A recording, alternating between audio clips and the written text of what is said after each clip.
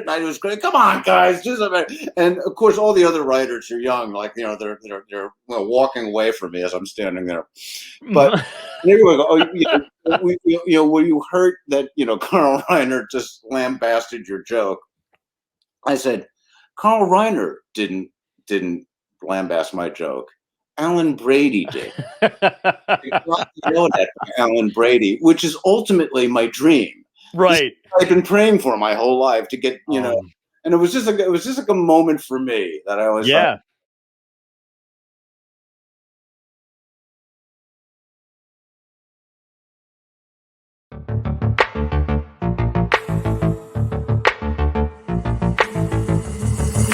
Dystopia tonight.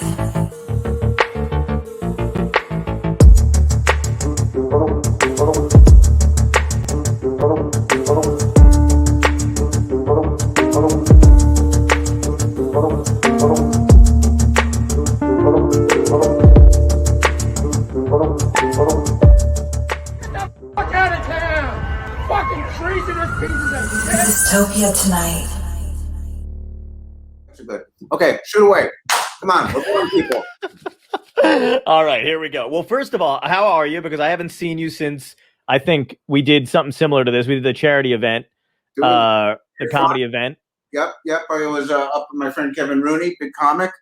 We were talking about old jokes. Nice. I loved. He's good friends with Jay Leno, and he says to Jay Leno, he goes, "What's that old joke that we used to tell back in the '80s about the talking dog?" And of course, Jay's like, boom, he just remembers everything. He's like a Rolodex. And right. Goes, oh, yeah, guys driving down the street. I'll make it me. I'll do it first person. I'm driving down the street. I see a big sign that says, first sale, talking dog, $10. I go, I got to check that out, right? I go up to the guy. I go, where's the talking dog? He goes, oh, he's out in the back. I go in the back. There's a dog that looks like Woody. I have a white dog. He goes, hi, how you doing? I go, oh, my God, you can talk. So how'd you learn how to talk? He goes, I don't know. He goes, the CIA adopted me when I was a puppy. And they taught me how to talk, and they put me in all these meetings and embassies and things like that. And I'd sit in the corner and I'd listen to what they said and I'd report back.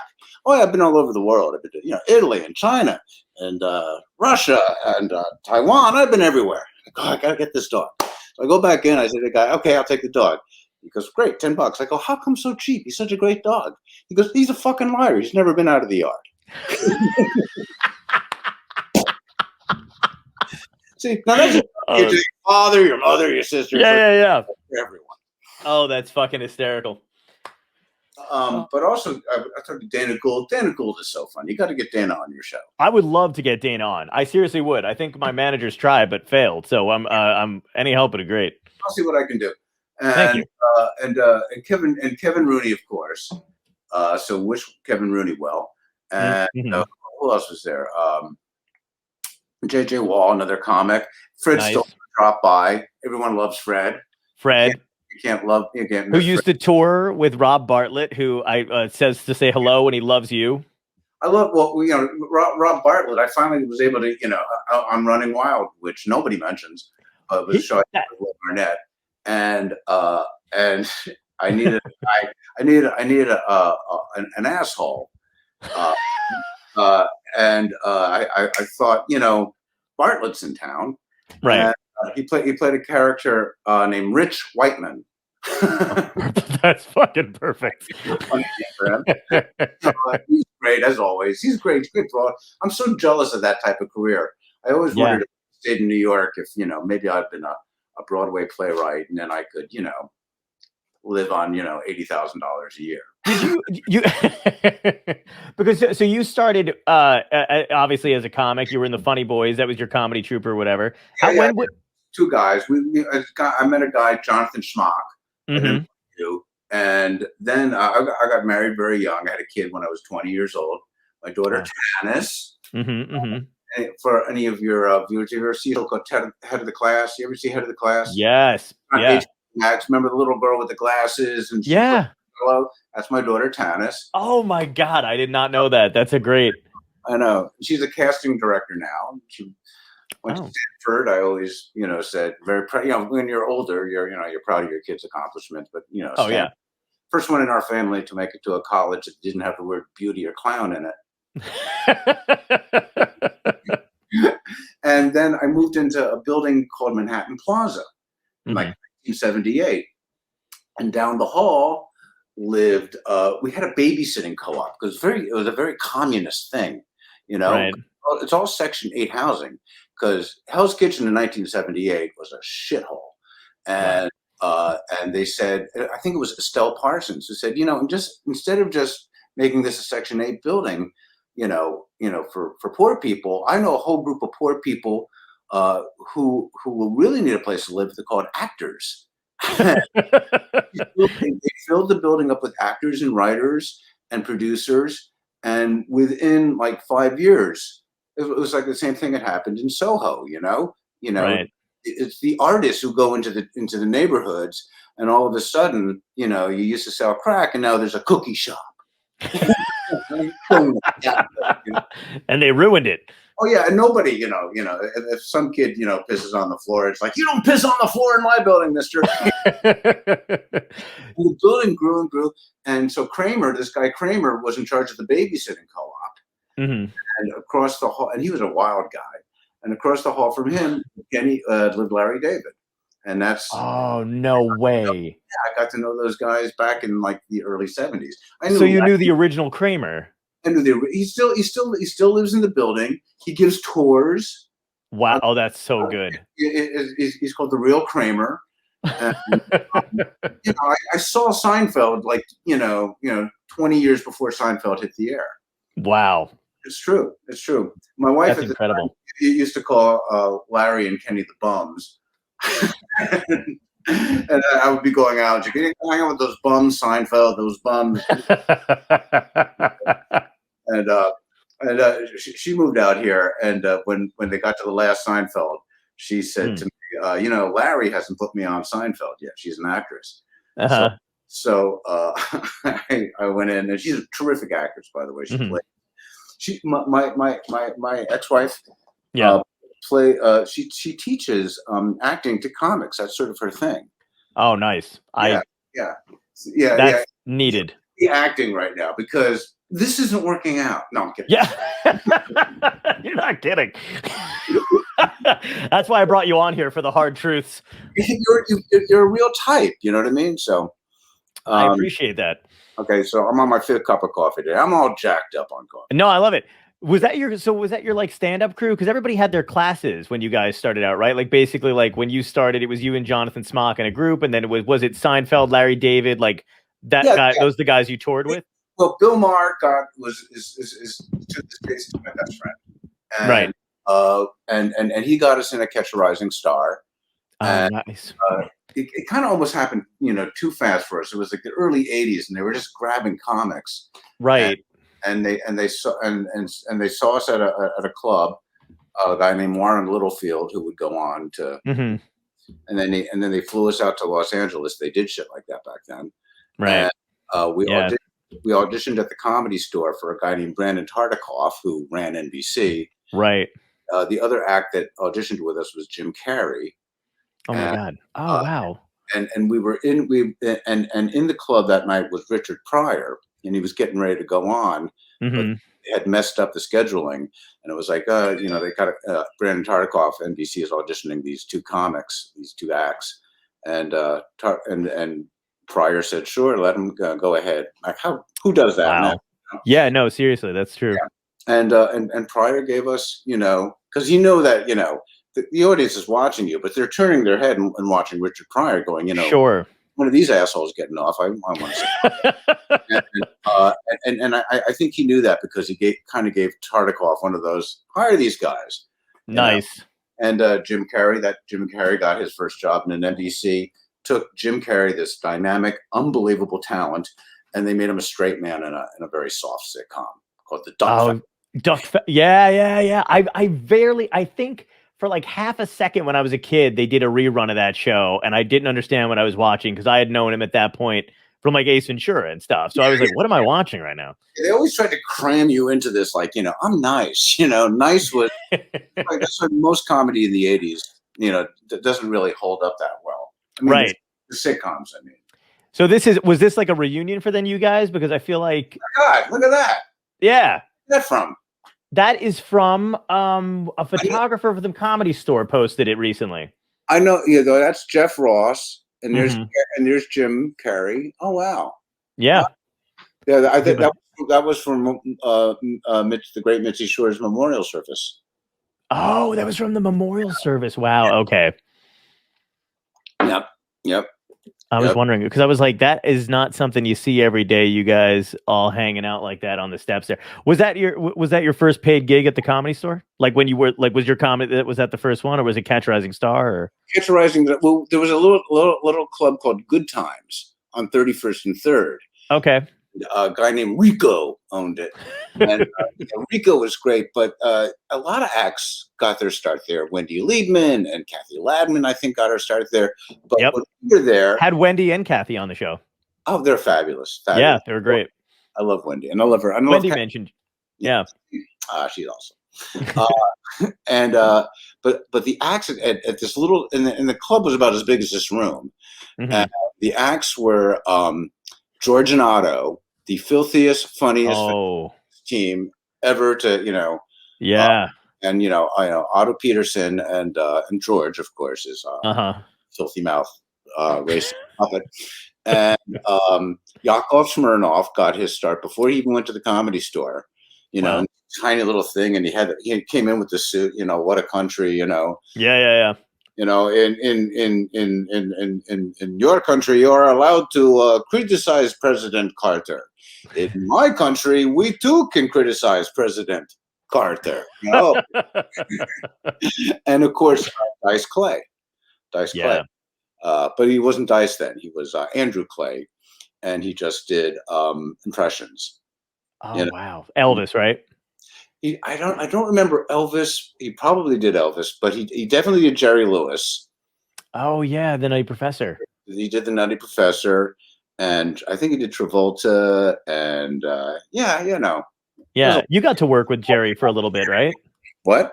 You got to work with Jerry for a little bit, right? I did work with Jerry Lewis. Yeah, I worked with him for about a week. Mm-hmm. He was restaging the Nutty Professor. One from the 60s that no one remembers. Right. And he wanted to do it as a musical, and they ended up doing it. I mean, Marvin Hamlish, I think it was Marvin Hamlish who did a chorus line. Mm-hmm. He was so big for so many years, and this was sort of his last big thing. So there's a musical version of the Nutty Professor, not the Eddie Murphy one, the one from 1960 before everybody was born. Right. And it's out there. And I worked with him in Vegas for a week. And he's exactly who you think he's going to be. I mean, except he was like 85. And, he go, let's go out there. We didn't do any work at all. It was just like, we fucking run the, thing. He stopped. Right. He goes, you see that extra in the back? Yeah, I fucked her. Yeah, great. That's the story, Jerry. And he had one of those air horns, so he'd go up behind. Jesus Christ! And when he would be driving, and he'd start driving funny. Oh my God! Vegas like yeah. And there was this one guy, Stu Silver, who was a writer. He wrote "Throw Mama from the Train," and he was in the back. Oh, great movie! White knuckling it the whole time. Going, faster. Drive funnier, Jerry. Funnier. Oh my God, that's fucking amazing. Yeah. Didn't you tell me one time he let you pay or something like that? We're like, yeah. So we're at the diner, right? Mm-hmm. And the check comes, and I go, "Oh, Jerry, let me get it." And he grabs my hand. He goes, "I'm going to let you pay." And a couple of years ago, I pay for everything. That's who I am. I pay for everyone. And my agent stopped me. He said, "Listen, will you do us the favor of allowing us to buy you a meal?" And that obviously, got Jerry right here. And so I came and I signed it, and I turned to Jerry and I went, "Thank you." Oh God, I fucking love that. Well, that's very true. Yeah, that's a fucking great story. Jerry is exactly who you wanted Jerry Lewis to be. Right. That's the best when you meet somebody like that and they meet all your expectations in one fell. So I've heard a couple of people who met him who were like, we don't know, like Max Alexander, a friend. I knew worked on this project too. Yeah. Oh, he did. He was on the project too. Well. I mean, one thing you do realize very quickly is a lot of stars, they like firing people. It's just a good feeling, you know. I knew I was about to get fired. because at one point my major job wasn't to write jokes or anything. My major job was to make sure that the VCR was hooked up correctly. You know? Right. Jerry couldn't figure it, and Jerry's like, "Fix it." You know, I was like, "Why? Fix it." I'm standing there, and I got to stand up to do this. Yeah. I'm standing for some reason. I'm standing. Can you see me? Yeah. I'm standing like this. And I put my leg behind this, like this. Yeah. And I just hear Jerry saying what he thinks is a stage whisper, never trust a guy who stands like that. so I knew my time was up. So I was going back to my house one day, and I returned the check that they had given me. And I said, Jerry, I can't do this project. Yeah. I have to go back in. And so he was kind of mad that he didn't get a chance to fire me, because he fired everybody and he brought in the and but I kind of wanted him to be like that. Yeah. Exactly. That's who I would have expected to meet if I met him. Like I just told this story at lunch, so it's still fresh in my head. But you know, I got into comedy. Like no one really knew that comedy writing was a profession for my generation. Right. I'm 66. I'm old, and But what I did, you know, I learned it was from the Dick Van Dyke Show that was even a profession, right? Right. So that was sort of like, can you imagine sitting around on a couch writing jokes all day? You know, that was like my dream. Yeah. And it actually came true. And we were working on my wife and 2.5 Men, and Carl Reiner had a recurring role on it, and he was just great. Just so nice to everybody, and the scripts would come and you go, oh my God, this great script, guys, great scripts. And I'm like, okay, so nice. Every day he would come in. But on that Friday shoot, you know, he was like 92, you know, it's like, that's a fucking day, you know? So yeah. He gets in at makeup at like, 10, we shoot, we block and shoot, we have a lunch. And there was this one joke that we just couldn't break. And we all were just kicking around. And, you know, I had the unlucky thing of like, pitching something that everyone, okay, that's good enough. And the joke was something along the line of, old Carl Reiner saying, I can't come on Tuesday. I'm throwing a birthday party for my mother, right? Right. He's so old. And Carl Reiner, it was like maybe like 9 o'clock at night. You could just say he was just a little beat. And they go, oh, we got a new joke for you, Carl. And he's, what? He goes, what's the joke? And I'm birthing my mother. What? No, guys. He goes, it's not good. I'm sorry, guys. It's a thinker. Let me rephrase that. It's a stinker. What are you guys doing? Come on. Huh? It was just always late at night. It was great. Come on, guys. Just a minute. And of course, all the other writers are young. Like, they're walking away from me as I'm standing there. But anyway, were you hurt that Carl Reiner just lambasted your joke? I said, Carl Reiner didn't lambast my joke. Alan Brady did. Alan Brady, which is ultimately my dream. Right. I've been praying for my whole life to get, and it was just like a moment for me that I always thought, because in this business, you're going to write a lousy joke. You're going to write a shit of lousy jokes. Well, Yeah. Ow! Right in the side. That was like a seminal moment for me where I just got to, get yelled at. But the brilliant, only sweet, nicest man in the business. Right.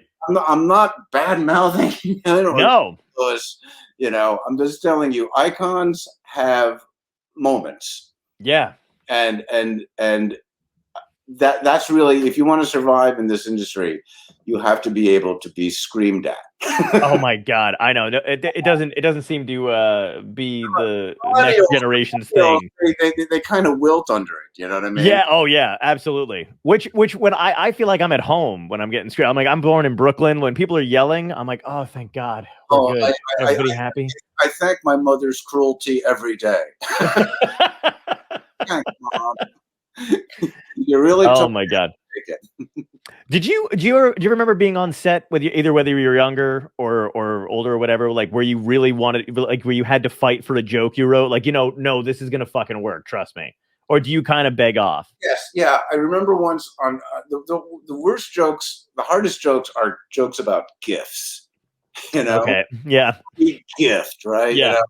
And we were on Golden Girls, and somebody was like, oh, they're all giving, the B story, or whatever the C story was, Secret Santa. It's a Christmas show, right? And nobody wanted the gift from Betty White, Rose, because Betty White gives terrible gifts, right? Right. And so it's like midnight, and we're sitting around going, and Rue McClanahan, she drew Betty White, so she was, fiddly dee, I don't want a gift from Betty,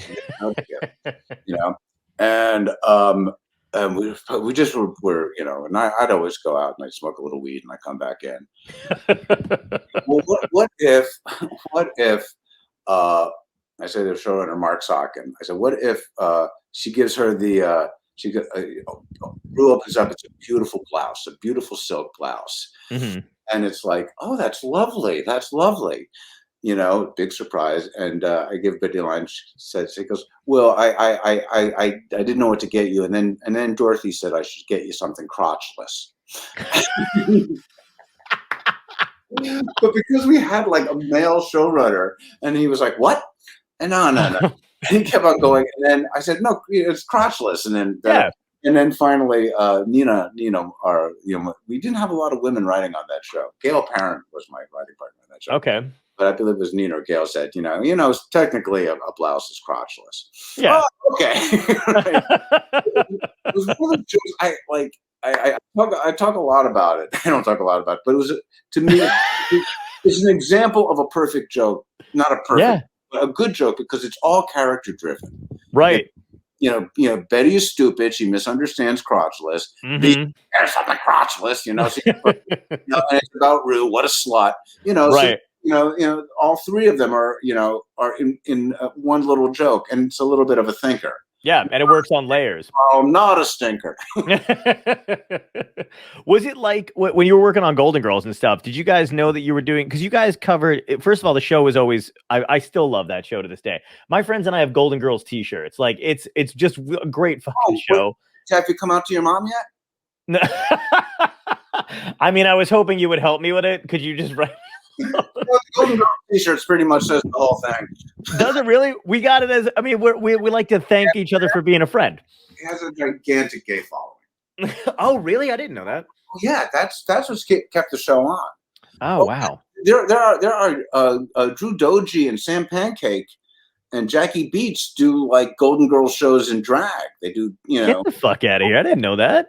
Everywhere, all over the country, and they use the real scripts. Wow. Yeah, that's crazy. Well, because I think what I've been told was gay men look at the show and it's like four people of the same gender living together and still in their we don't know how. Oh, we do.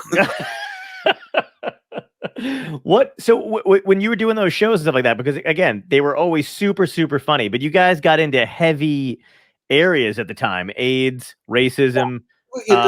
Were you aware of that, or just you guys were just like, no, we want to fucking talk about this stuff and make it, That was really Paul Witt and Tony Thomas, who and Susan Harris, who really were the ones who, like, they knew we had a beloved group of people, right? And we knew our major audience was older people, so they felt that was a good way to, I think another reason why gay people like the show is because we dealt with, I think it was Rue's brother who was gay. Yes, not married, and And there's this little speech that the old lady gives where she's like, basically, everyone should be able to love somebody and grow old and die with the person that they love. Yeah. And that, because those characters are so beloved, which might have been a hard pill for a person in their 50s, 60s, 70s to take back in the late 80s, was like, oh, okay, yeah, I guess she's right. So, we were able to do, age stuff, and that was all their stuff. I mean, I'm just the joke guy.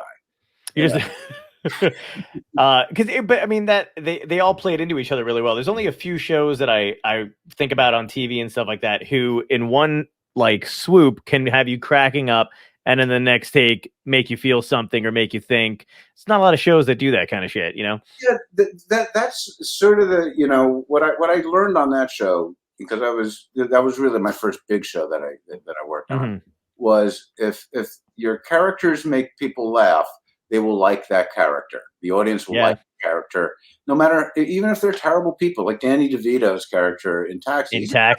He's an awful guy, but he makes you laugh. So if something shitty happens to him, you actually care, even though he's a person. It's a very simple formula, but sometimes those simple formulas, people forget.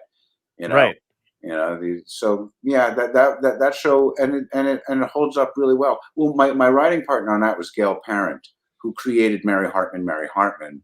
Oh my God. Burnett, and had done Broadway. Mary Hart is one of those shows. I only know Mary Hart because like my mom is like a huge fan of it, and I vaguely remember that when I was a kid. But I had Mike Farrell on the show, and his wife is she was on Mary Hart, and she came into the room. And I didn't think of it at the time. And I got shit from my mom like later on in the week that was like, you didn't tell her I like Mary Hart? And I was like, she wasn't hanging around long enough. Mary Hart it was Mary Hartman. Oh, Hartman. Yeah. Mary Hart is she was a host for Entertainment Tonight or something. Oh, never mind. I'm thinking of another show then, or something else. No, I'm all mixed. Hartman. This was a soap opera. It was revolutionary at the time. Oh, okay. On 75. It was 5 nights a week, half an hour, and it was a soap opera, and it parodied soap operas, but it didn't. But because it was like in real time, right, slow and deliberate, and Louise Lasser just was brilliant on it. If it's one of those shows, and actually they're remaking it with. Oh, are they really? Yeah, with the girl from Schitt's Creek. Oh, that's brilliant! Yeah. Oh, she's fantastic. Yeah. I mean, it's a great show. Probably really slow for because it's a half an hour a night for like 5 nights a week. Right. And Louise Lasser practically had a nervous breakdown when she did it. I read because it was an intense show. Right. But, way ahead of its time, and so. What was it? How long did you stay in the stand-up arena before you went into writing? Was it like a while doing stand-up? Yeah, 8 years. Okay. We did acting, and we had a TV series called. Yeah, you were in you guys were hanging out with Madonna. Well, Madonna passes by in why can't I think of the name of the movie? I'm gonna kick myself in a second. Some Kind of Wonderful. Some Kind of Wonderful. Yeah. We had a little. Well, John Hughes, at the very beginning of his career, kind of saw us and he liked us. Right. I remember we went to he invited us to Universal to meet with him, and he was on the ADR stage. That's where they loop the movie, 16 Candles. So that's how early, we got on, and that movie just blew up. Yeah. And made him, because up until then, I think he'd only written like a vacation movie or something like that. And right. And that's because he wrote the article in, he was way ahead of his time. Wow. He was ahead of his time. Did you always know you wanted to write though for stuff, or was it like, no. Oh, you didn't? Okay. So you wanted to do other pursuits? I really fell into it. I mean, I was a young guy. I had a kid. I had to support the kid. Mm-hmm. I took care of the kid all day long for the first couple of years of her life, and me and Jonathan had gone to NYU. I wanted to be an actor, and I said, like, we did a little act, and a thing. We had a couple of bits that we did, And then we began working at nightclubs, which was perfect because, Right. you know, I would be out, when the kid was asleep. So when we got Yeah. that, and then all of a sudden we just kind of, got on that 80s thing. But I wasn't a good actor. Oh, okay. I was smart enough to go, yeah, this isn't really what I was going to do. And I then feel you.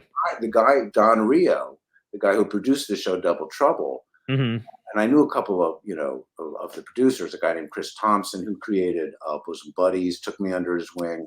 Oh, wow. And it was the 80s, and it was a very drunky, drug fueled wing. That was the 80s. Yeah. And then Jonathan's acting career began taking off, and we had done it for 8 years, and we felt like, the act is, you're splitting that paycheck, you're Right. constantly depending on each other. And he said, let's take a break. And then this guy, Don Rio, who had created this show or hired us for this show, took me under his wing. And then I just landed on Golden Girls. And all I could do was show, because I didn't know how to write a script. I didn't know, how to, so they were lucky, and they were lucky enough to pair me with Gail Parent. And for those 3 years we worked together, and I kind of learned a basic construction. Wow. So you learned that on the job. Yeah. That's incredible. Do you miss doing stand-up at all? No. You didn't even miss a beat. No, it's nerve-wracking. It's nerve-wracking. I don't know how you do it. Every time I meet a stand-up, I'm like, why? Yeah. Every time we see the money, we say that too. Yeah. What? Yeah. Why? Why would I do this to myself? Right. Oh my God. That's fantastic. And so then when you got Arrested Development at that point in time, were you like aware of which was on Golden Girls too.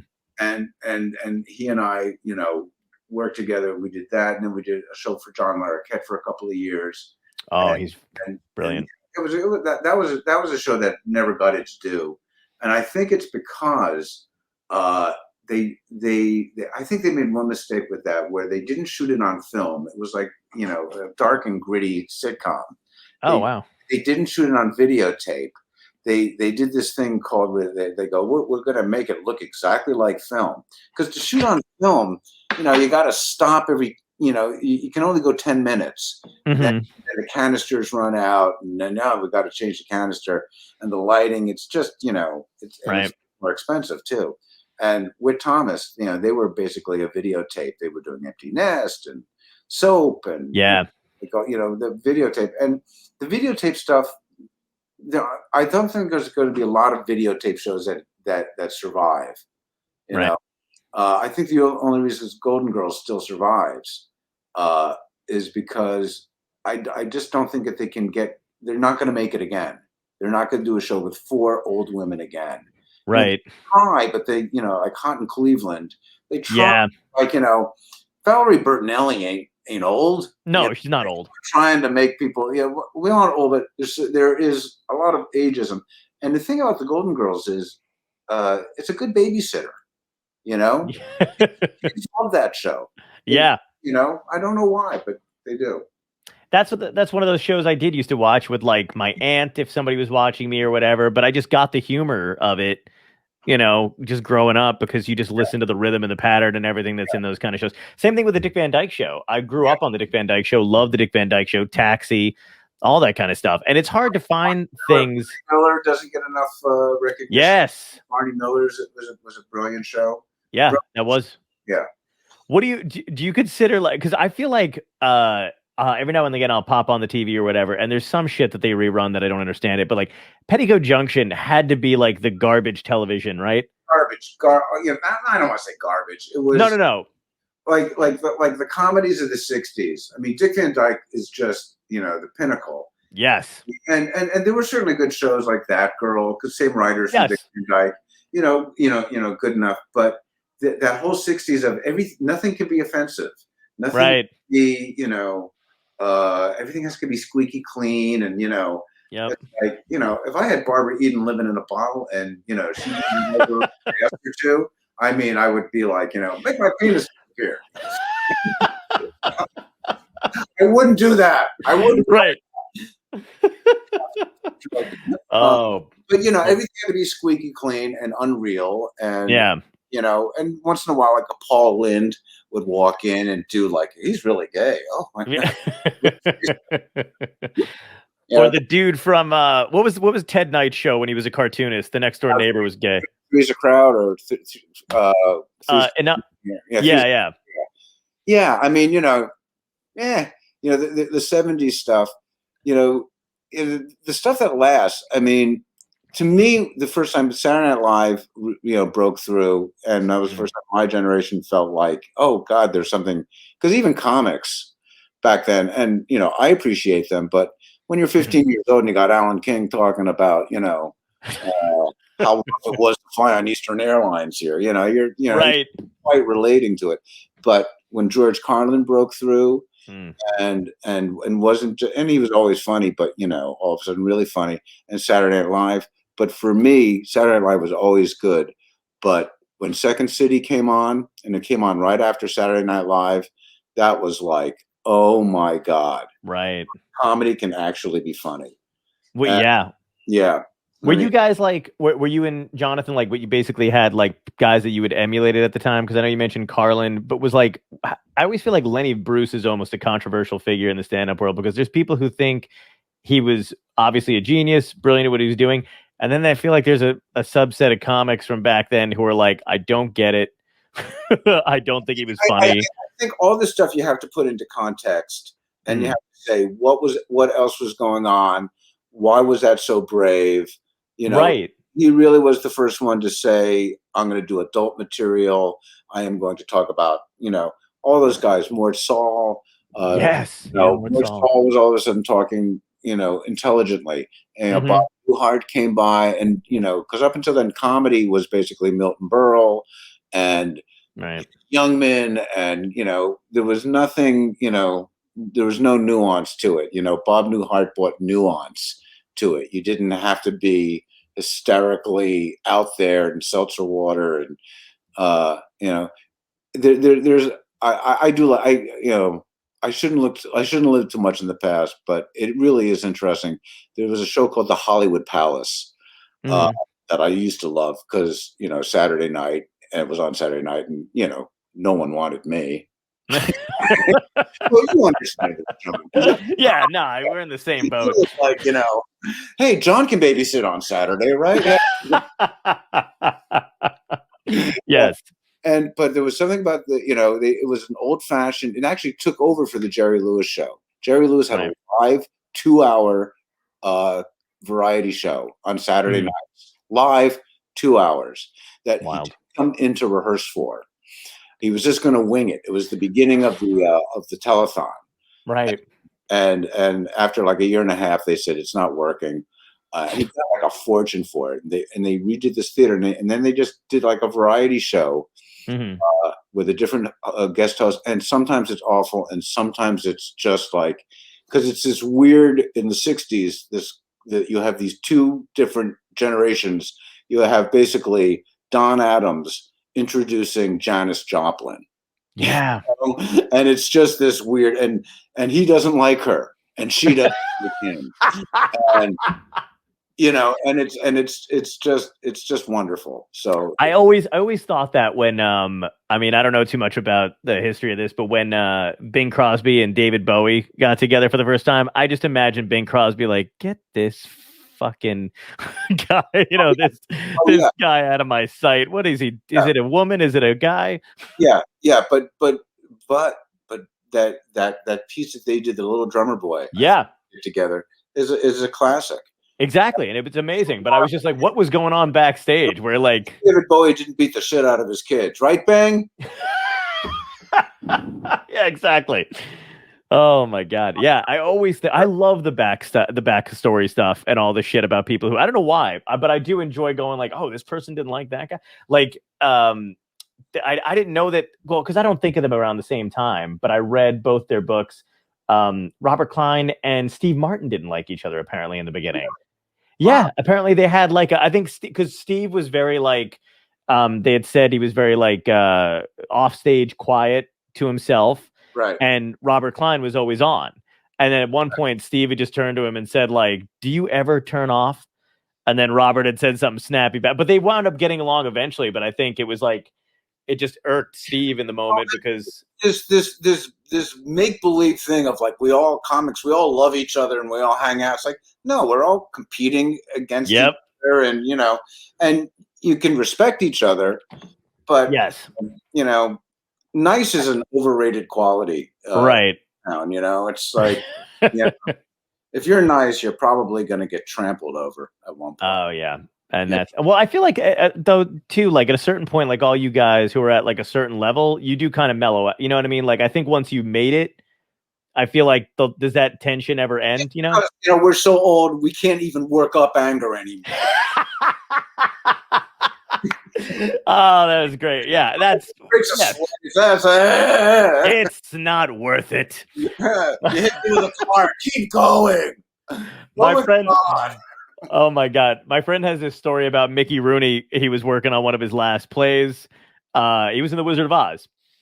And Mickey was getting close to the end of, you know, couldn't remember lines, that kind of stuff, forgetting shit all the time. So it's at the end of the thing, and he's the wizard at the end. Right. And he's got all the characters in front of him, whatever. And he gets to the Tin Man and, you know, Dorothy or whatever. And then he gets to the Cowardly Lion and he goes, and you, bear. And then and the Cowardly Lion goes, I'm a cowardly lion. And Mickey Rooney just goes, ah. You just don't care at one point. It just doesn't give a fuck. Ah. But I mean, this is a business where it's constantly being recreated, you know, right?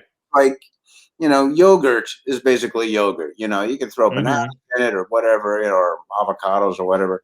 It's still basically yogurt. But comedy is always changing. Music is always changing. Although I have to admit, music has sort of been in a rut for the last 20 years. Yeah, man. I mean, so much like, yeah, it's like how many, like, you know, there's singles now. Everything's a fucking one-hit wonder because nobody can put out an album. Yeah, and the same thing with like musicals. It's sort of the kind of musical sound. I mean, I'm old, so I remember, you know, you can tell a Stephen Sondheim song, you can tell a song, you can tell a Jerry Herman song. They all have their own styles and whatnot. And really, up until Hamilton, nothing really new happened. Yeah, you know, for a long time. All musicals are just kind of like the same song, and of course, Book of Mormon, which is just yeah. There you go. Those guys are fucking brilliant. Steve Miller was doing an interview not too long ago, and he said something that cracked me up. But he was basically just like, you know, in the 70s and the 80s or whatever, you could tell each band by the way they dressed, the way they looked, they stood out. And he goes, now I can't tell the roadies from the people playing in the band. He's like, they all dress the same. He's like, they're carrying the instruments. I'm like, do you work for the band? Are you playing tonight? I don't know what the fuck's going on. Right. And of course, you know, but I'm also like, there is nuance in that music, and it speaks to that generation. And like, I never want to be one of those guys that, like, I think right now comedy, it's kind of it's taken a different shape. It's sort of like more kind of filtered in to like I'm glad that these superhero films are funny again. Or not funny, but you know, they're funny on purpose. Sure. Yeah. and you know, so comedy's kind of taking, you know, a different thing, but you want it to change, and you want young people. I mean, Saturday Night Live, I thought, you know, basically the women have taken over. Yes. And in a really good way, because it's not like men haven't been, you know, we had our voice. The white male point of view has been really, we've got it, you know? You know? And so when people are like, oh, you know, I see a lot of guys are like, you know, oh, women, and I go, this is all good. Yeah. You know, I could Broad not City, like Atlanta, and but like 25 years ago, it's like, okay, Jim, they want to. It's a gritty, dark, you know, American rap culture in Atlanta. What do you got? You know, right? You know, and to me, it's just like that's a wonderful thing. That's happening. Saturday Night Live. It gets. It's only people my age that go. I go. It's hysterical. Oh yeah, it's still fucking good. Fucking hits, gets me and my wife Maggie, just Yeah. So I mean, and that's the thing that I feel like people have this nostalgia for the older stuff too, where I'm like, if you watch a full episode of Saturday Night Live, regardless of who's on and what decade it is, not every sketch hit. No. Yeah. And so even it's like that do hit. And if you look at a lot of them, like the ones that became funny, if you look at the Wayne's World stuff from the beginning, that stuff usually went on at 12:45, right? Because after midnight, the ratings for SNL go down, by half, right? So you never know what's going to be the thing that hits. I mean, who would have thought Wayne's World, 30 years ago would have been, a lot of these things are just like lucky accidents. Yeah. Or just, timing. Like Arrested Development was just, we didn't know what we were doing. We just had a great fucking cast and a network that hated us. And we always thought we were about to get canceled. But that was all Mitch Hurwitz. Mitch and I had worked together for a long time. I think I got a picture of you guys. Oh my God, how embarrassing! I knew you'd love this. Yeah, that's when I ran into Ray Romano and stole his Emmy. Yeah.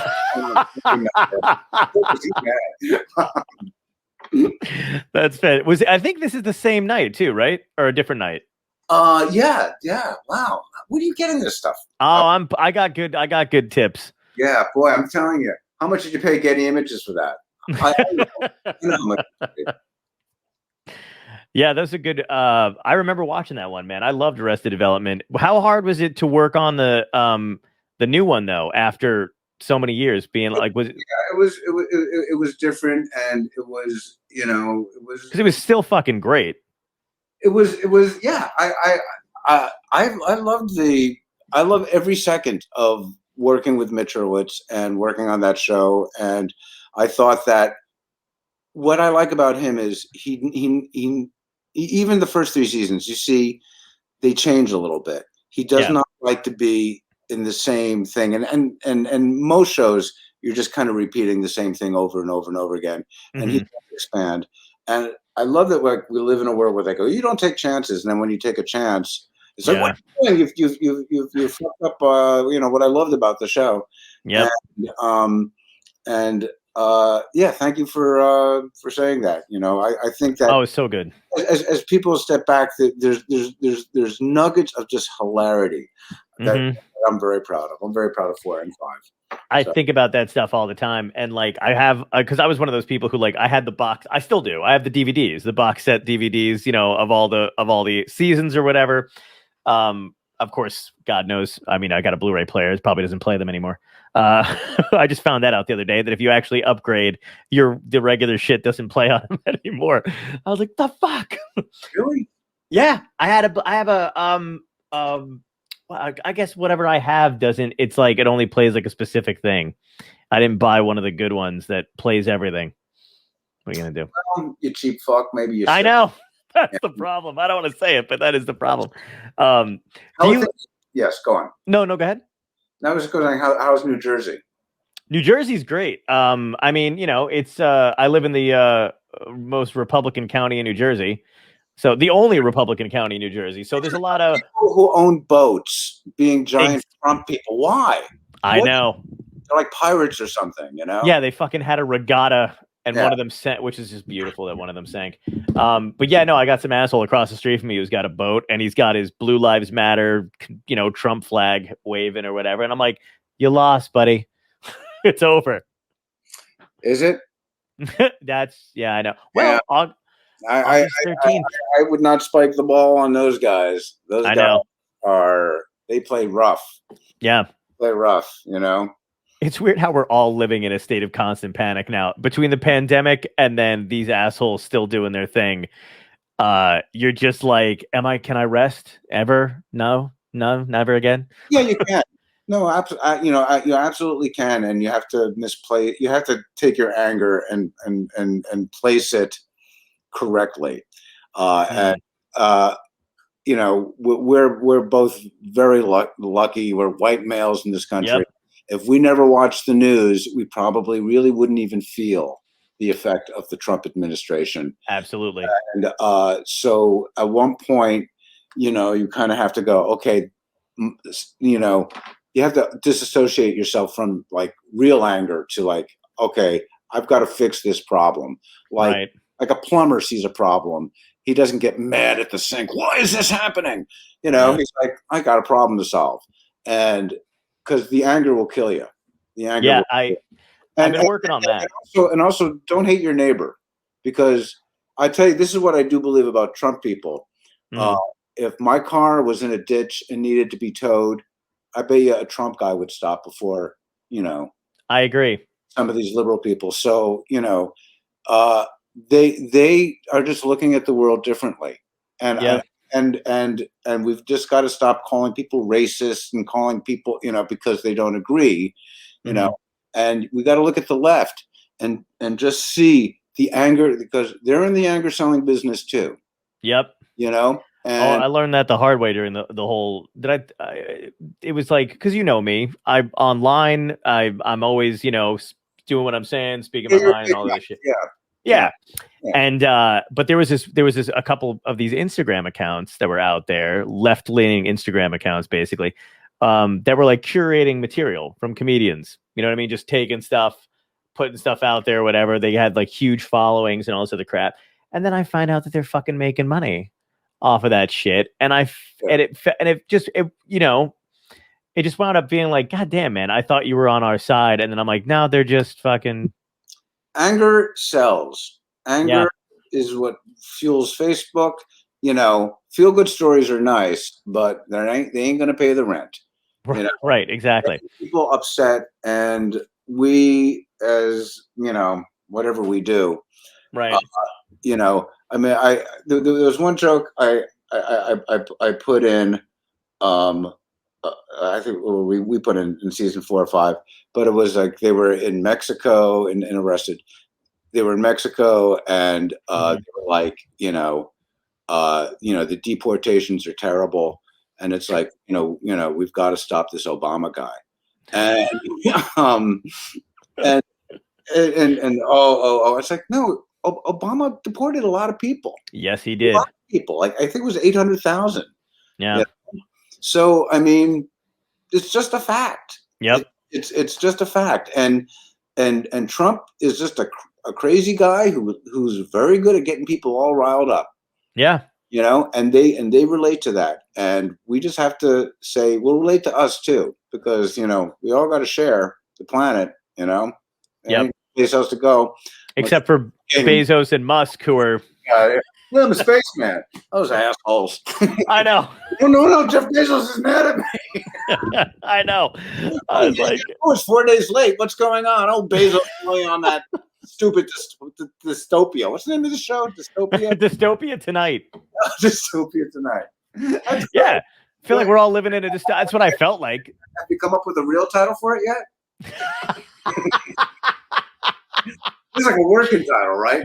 Yeah. That's what I'm gonna. Well, now that you're not really airing this, are you? I think it plays on a loop in 2 Texaco stations in Duluth, so we're doing pretty good. Ding ding. That guy's gay. Ding ding ding.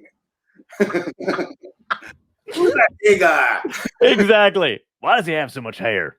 We have a nice. I gotta tell you, you grow out your. You get old. What's gonna happen to your beard? And by the way, wearing a black shirt with that beard, I don't know where the shirt ends and you begin. I just want to be a floating head. I want to be whoever was in charge of Mork. What was his name?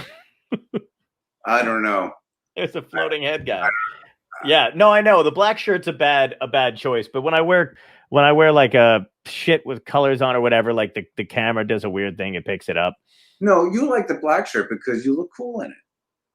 That is actually that's true too. I really do. No, you look good. It's just that when you're here, look at the monitor. Yeah. Oh yeah. It would be like we walking around like this. Yeah, exactly. I just have no neck. I have no neck. Oh my God. That's that guy with no neck, right? Yeah. No neck. I'm just gonna get really good green screen and just be one face. I'm basically all hair at this point. I just never cut it after the pandemic. Yeah. Well, you gotta let it hair. I appreciate it. But one day it's all gonna go gray, and you're gonna freak out. You know?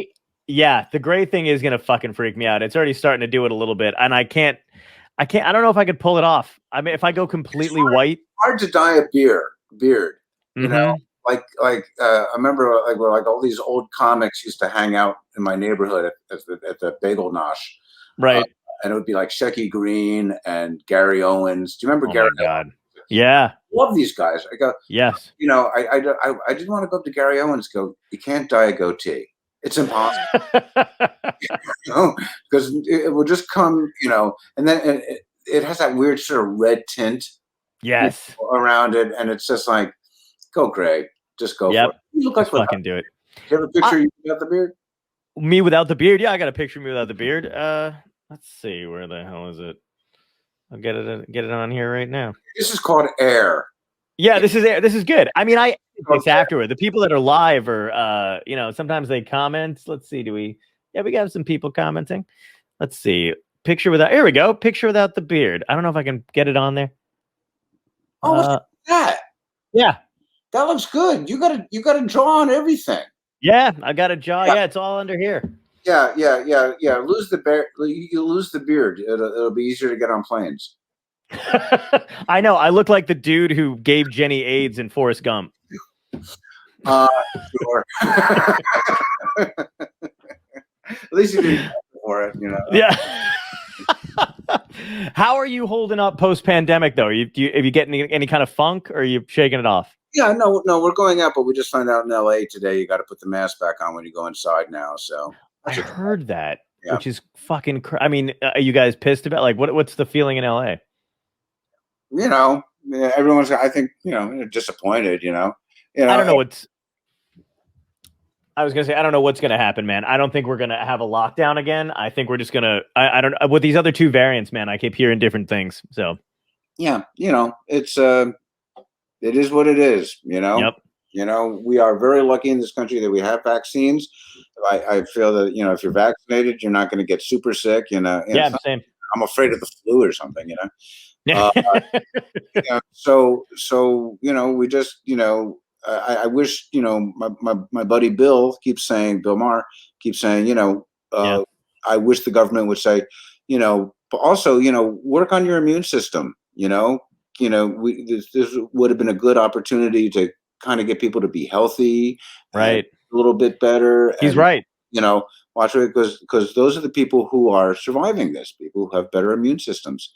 And we do live in a country where everyone is, oh, you can't say that, and it's like, well, you know, it's a fact, you know, it's the truth. Yeah, a little healthier, you know, things will be a little bit better, you know, for you. You can survive that, and you know, we want everyone to have long, happy, healthy lives. Yeah, I say it's not like people are telling you that to be. You know? It's like, you know, when people say to me, oh yeah, those you know, those red states, you know. It's like, I don't want those people to die. I don't want to. That's just a fucking horrible disease. Yeah. And it's rough, man. You know, a ventilator. Can you imagine? Do you know what a ventilator does? It's my friend passed away. She had to go on it, and it was awful, man. Yeah. I couldn't, you know, I lost a few people that I knew, comedians and close friends and stuff like that. Yeah. Who had it, and it's fucking brutal. I can't imagine anybody celebrating it. Yeah, so I mean, you know, and you know, I wish we had, you know, I still don't understand why people aren't getting vaccinated, but you know, even with the free beer, you'd think at least that. I'm gonna get it again. I'll do whatever I can. Free beer? You fucking kidding me? I'll go. I'll do anything for free beer. Yeah. I'm a work. Anything. I love free beer. Oh my God. Listen, I know you got a heart out. I got to ask you this question because I've asked every guest. So basically a signature thing that we do. If you had one piece of advice now that you could tell your younger self that would help you in life, what would it be? Work harder. Work harder? Yeah, work harder. Okay. Read a little more. Mm. Don't. Yeah, it's a very simple thing. I give this advice to people who say, Jim, do you have any advice? I have nothing. I am not a wise person. I am not a smart person. But I will say this, a lot of guys go, how do you advice? I just got a job as a writing assistant. And I did that. Any advice? And I always say, yeah, the number one thing you got to do with every job is keep the job. Yeah. Keep the job. And that sort of informs everything else that you're doing. Is walking out in a huff going to help me keep the job? No. Right. Is getting mad because the boss yelled at me, and running down to HR going to help me keep the job? No, it's not. Keep the job. And if you kind of do that, and you got to take your punches. And we have to, not every emotion is correct. Mm-hmm. Not every response is a correct response. And and there were many times where, I just was like, filled with myself. My ego was, what? You didn't take this brilliant line I just threw out. How dare you? Right. And, because I had a kid and I had, money to make, I just sat down and go, let it go and keep the job. That's my advice. That's my beautiful, advice. man. Thank you so much. Hey, thank you. This is great. And I hope I didn't offend anybody. No. No, just the working title. That's all. Yeah, I'm sorry. Well, you can cut that out, you big baby.